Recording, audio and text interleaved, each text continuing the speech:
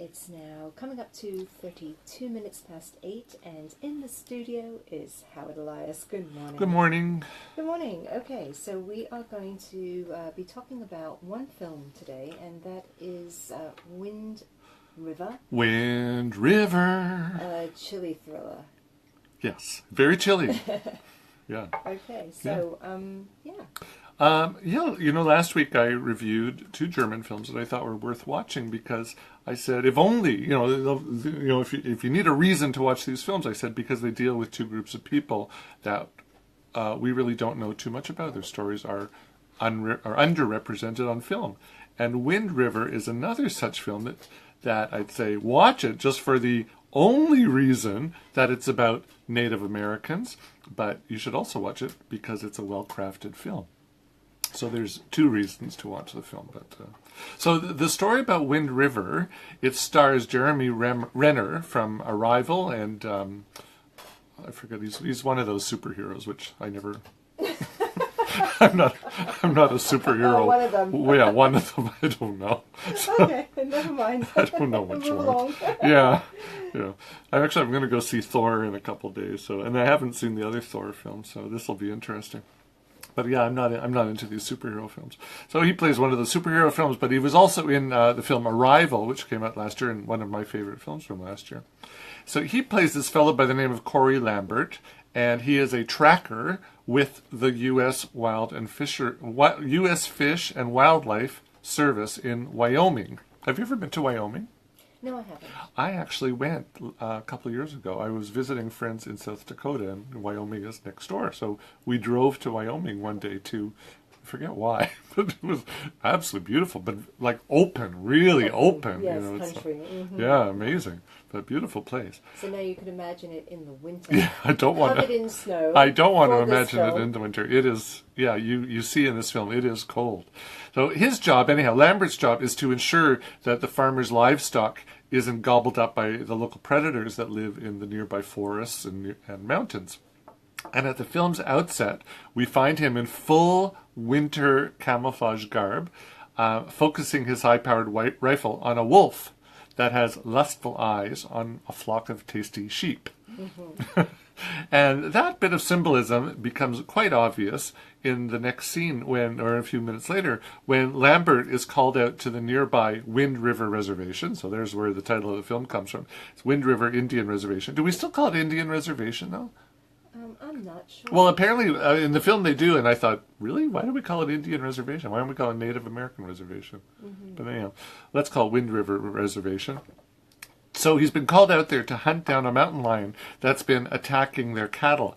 And while he's out there in the middle of this field in the winter, he discovers the body of an Arapaho teenager who has frozen to death in the snow. She's barefoot, and she's miles away from civilization. And he looks at her, and he sees there's evidence of rape and foul play. So the FBI gets called in, and they send a rookie agent by the name of Jane Banner, who's played by Elizabeth Olsen, who... Oh, now I see I have it written down in my notes. She was in Captain America: Civil War, which is the same film that Jeremy Renner was in. So this is the second time these two have starred together. So anyhow, she's a rookie agent from Las Vegas, and she's never been to Wyoming, and she's certainly never been to Wyoming in the middle of the winter. And she's in way over her head, not only because of the cold weather, and she's not prepared for that, but because of the cold shoulder she gets from the tribe members who live on the reservation. They want to handle this themselves, and they don't want a white person involved, a white woman involved, a federal agent involved, and certainly inexperienced. Most importantly, an inexperienced federal agent involved. So she realized that she's got her work cut out for her, and smartly she enlists the help of Lambert to find out who killed the teenager. But for Lambert, this case opens up some not yet healed wounds that he has because his own teenage daughter died tragically a few years before, and he hasn't quite gotten over that yet. So that's really the crux of the story. Now, this film is very interesting. It is written and directed by Taylor Sheridan, who started out as an actor. He was in Sons of Anarchy, which I never saw. Did you ever see Sons? No. It's an FX TV show. I never saw it. And then he became a screenwriter, and he wrote the screenplays to Sicario and Hell or High Water. Both of them were highly well regarded, and I think Hell or High Water was nominated for an Oscar. And now this is people are saying this is the third film of a trilogy. I don't know if you thought that far ahead, but they're all films that deal with the American West, the frontier, where the long arm of the law doesn't quite reach. So, in that respect, okay, I'll grant that there is similar themes amongst the three films. Also, with Sicario, it dealt with an inexperienced FBI agent. So, here we have an inexperienced FBI agent again. So there is some thematic overlap there too.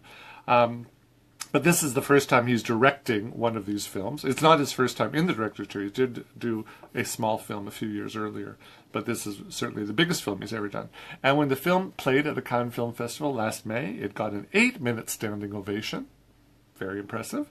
And he himself won the award for A Certain Regard for the best director, which are I think these are basically young directors, not necessarily first time. Certainly, he's not first time director, but young director, and so he won the award for best director. So it is a highly acclaimed film already, and now it's here in Hong Kong. I'd say compared to Hell or High Water, it's not as good. It's a good film, but it's not as good as Hell or High Water if you've seen that film. And I think that's probably because he's probably not as experienced as the other director. But I think the acting is excellent. It's, of course, Jeremy Renner keeps on impressing me at any rate. I think he's quite a good actor. But also you have the Native American actors in the film, like Graham Greene, Canadian, yay, who is in Dances with Wolves. And you have... I don't know if you know this woman by the name of Tantu Cardinal. Have you heard this name? She's Native Canadian. She's what we would call a national treasure in Canada. She's won all sorts of big awards in Canada, and we love her. So she's in this film as well. She plays the dead girl's grandmother, and so she has a small part. But she's the two of them, Graham Greene and Tantu Cardinal. They just have to stand there, and they're excellent. They're sort of they're like. Kevin Spacey, they don't have to do anything. They're just excellent with whatever they do. And also Gil Birmingham. And if you saw Hell or High Water, Gil Birmingham was Jeff Bridges' assistant, deputy sheriff. So he's in this film. He plays the dead girl's father, and he is excellent. He's absolutely shattered by the loss of his daughter. Not only by the loss of his daughter, but also because from what has really happened to his family. His family has basically just fallen apart around him. And there's a very touching scene towards the end between him and Jeremy Renner's character, where they both lost their daughters, and their families have fallen apart, and they're trying to deal with it the best way they can. It's a very touching scene. So, and I think somebody like Gil Birmingham, the way Hollywood is, because he's a Native American actor, he hasn't received the opportunities that a white actor would get, and I think he deserves it because he really is a tremendous actor, and I hope one day we do get to see him star in his own film because he deserves it. So I think this is a good film. It's not a great film. It's a really good film. It's a solid film. The film closes with a very sobering statistic, and I won't reveal what it is, so just make sure you stay right to the end, because Hong Kong audiences like to leave as soon as... Well, it's not just Hong Kong audiences. Right. Most people do, because the credits are 10 minutes long. Yeah. I like to know who does what and where and how, and I stay. That's right. I always stay. So make sure you stay, and you're going to read this statistic. And apparently this is what prompted Sheridan to write this film in the first place. And it appears, according to the statistic, that his vision of the West is not so far-fetched after all. We're a place where injustice thrives. That's what the theme of all these three films are. Injustice thrives in this fringe area, this frontier area. And when you read the statistic, you go, well, maybe he's actually right. Injustice does thrive out there. So I really enjoyed this film. I enjoyed the performances. There's a scene where there's a blizzard. It's a real blizzard. They filmed it during a blizzard, and you see they're cold. They are very cold out there filming, and you feel it, which is good. You know, you really feel what they feel in this film, and it's not Well, the that's the air conditioning. Yeah, I was going to say, and it's not the air conditioning. Yeah, certainly when the temperature is 16 degrees in the cinema, you do feel it.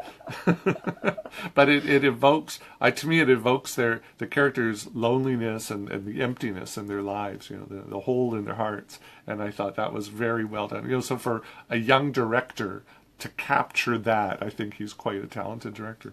So I look forward to seeing more films of his, and you know, whether he writes or directs, I think he's quite good at what he's doing. Still needs more work, but I think very impressive. So I give this one a thumbs up. I say definitely go see it. Okay, Wind River. Wind River. Howard Elias, thank you so much. Thank you.